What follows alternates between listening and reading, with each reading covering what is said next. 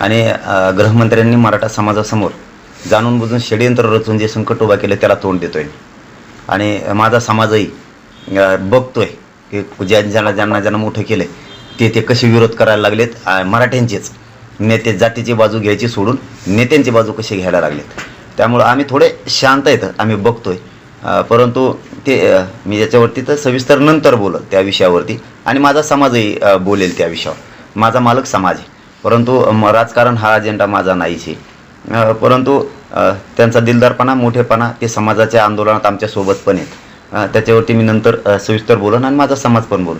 पण सत्य आणि कटू हे आहे सध्या की आम्ही आमच्या जातीच्या लेकरांच्या हक्काचं मागत असताना एवढ्या मोठ्या गृहमंत्र्यांना जाणून बुजून षडयंत्र करायचे आणि मराठा समाजाची जी नाराजीची आता लाट उसळलेली. आमचे लेकरं मोठे व्हावेत म्हणून बोललो.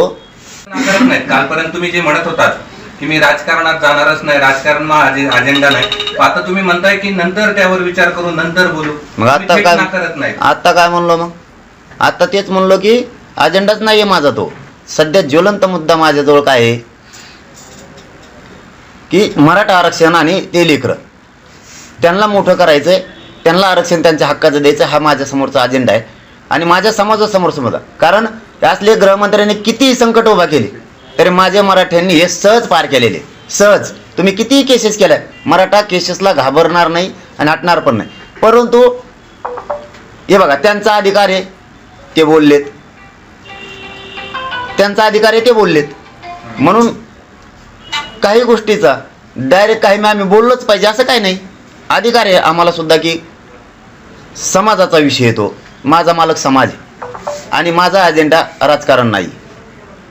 पण यापूर्वी त्यांनी 2-3दा बाईट पण दिला होता की तुम्ही राजकारणात यावं, जालना लोकसभेची निवडणूक लढवावी असं त्यावेळी सांगितलं होतं. पण आता ते मागणीच महाविकास आघाडीला करतायत की आम्ही तुमच्यासोबत येत असताना या अटी असतील, त्या अटीमध्ये जालना लोकसभेसाठी तुम्हाला उमेदवारी मिळावी असं लिहिलं आहे. मी बोललोच ना आत्ता की प्रकाश आंबेडकर साहेब हे समाजाच्या आमच्या पहिल्यापासून पाठीशी आंदोलनाच्या या राहिले आणि ते स्पष्ट आहे कधी पण. म्हणून मराठा समाजातसुद्धा त्यांची क्रेज आहे. ते त्यांचा स्पष्टपणामुळे आवडते, ते खरे आहेत आणि खरा माणूस हा समाजाला पटत असतो. त्याच्यात कधीच धर्म बघितला जात नाही, त्यात माणुसकी बघितली जाते.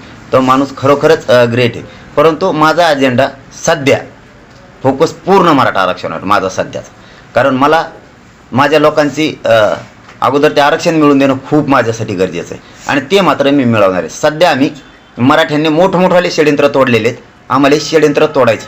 हे खोटे नाटक जे जाळं पसरले याला कोणतं चक्र म्हणते ते चक्रव्यूह, हा ते भेदायचं आहे आता.